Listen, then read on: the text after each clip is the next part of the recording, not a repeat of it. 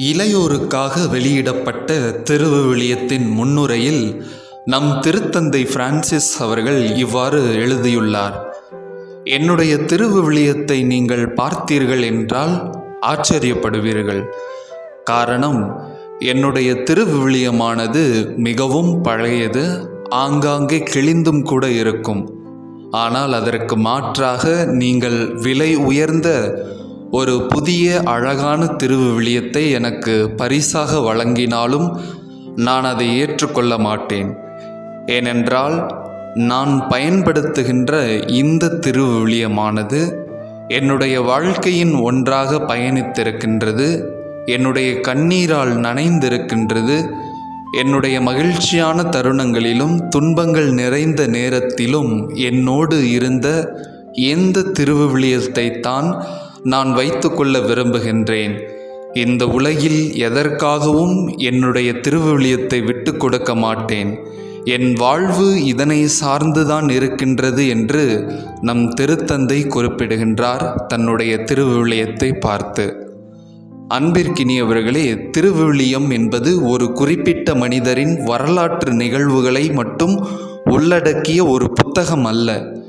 மாறாக கடவுளுக்கும் மனிதனுக்குமான அன்பை வெளிப்படுத்துகின்ற ஒரு மாபெரும் காவியம் என்றால் அது மிகையாகாது.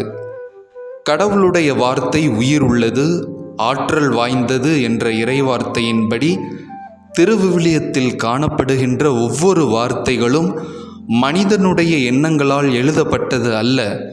மாறாக அது கடவுளுடைய வார்த்தை. நாம் கடவுள் மீது கொண்டுள்ள நம்பிக்கையை மேம்படுத்துவதற்கு நமக்கு கொடுக்கப்பட்ட அரும்கொடைதான் திருவிவிலியம்.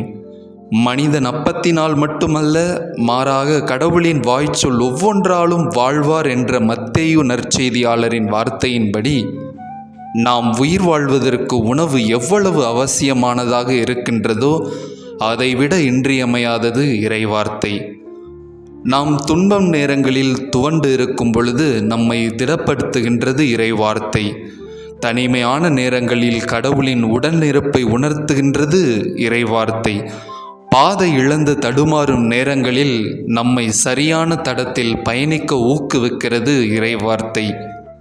நீங்கள் என்னுள்ளும் என் வார்த்தைகள் உங்களிலும் நிலைத்திருந்தால் விரும்பியதெல்லாம் கேளுங்கள், அவை உங்களுக்கு அருளப்படும் என்ற இறைவார்த்தையின்படி இறைவார்த்தையை உள்ளத்தில் இருத்த முயல்வோம். கடவுளின் வார்த்தைகள் நம் வாழ்க்கைக்கு அடித்தளமாக அமைய முற்படுவோம் என்ற சிந்தனையோடு இறைவார்த்தையை வாசிப்போம், வாழ்வாக்குவோம். ஆமேன்.